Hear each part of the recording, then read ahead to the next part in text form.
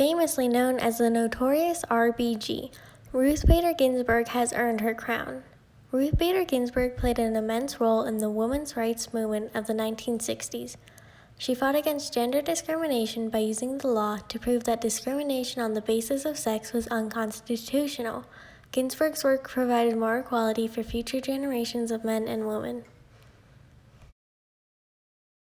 Growing up in the 40s, Ginsburg found that the women's rights movement had just begun. Its progression had earned women the same minimum wage as men, and they were finally allowed to serve jury duty, which wasn't that exciting, but it was one step closer to being treated equally. However, not everyone was excited about this change. Not only men, but women who feared that they would lose protection from this movement resisted the Equal Rights Amendment. They were stuck in the past, bound by a stereotype that had been a big part of their lives. The law, too, created a barrier. At the time, the U.S. Supreme Court saw women as the center of home and family and took that into many of the rulings, like Hoyt v. Florida. It took until 1971, in a case that Ruth Bader Ginsburg was involved in, for women to be declared as persons in American law. Women were not allowed to be firefighters, police, miners, or pilots, and there was the stereotypical view that divided home and child-caring women and men as breadwinners. Many women, despite the Equal Pay Act in 1963, had trouble finding jobs, and the ones they found gave them lower pay than their male co-workers. However, men faced adversity when they fell into roles normally occupied by women because the law was tailored to incorporate gender roles. Both sexes found it difficult to fit into a rapidly changing society because of false stereotypes and biased laws. RBG fought gender discrimination by taking action and never giving up. She was one of the 9 females in a 500-student class at Harvard, but despite that, she graduated top of her class at Columbia Law School.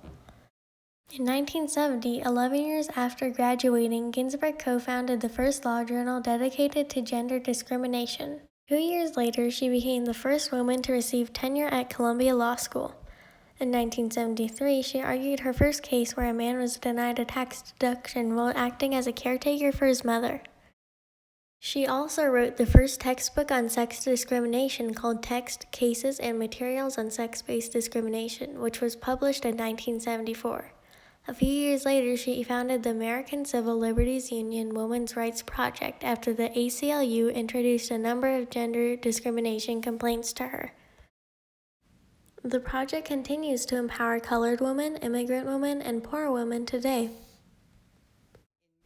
Ginsburg then went on to become the second woman on the Supreme Court in 1993 after Sandra Day O'Connor. In a 2013 interview, she was asked how looking at the changes around us can actually help to changing the Constitution. She responded by saying, "I didn't change the Constitution. The equality principle was there from the start. I just was an advocate for seeing its full realization." Ginsburg's work continues to have an impact on us today.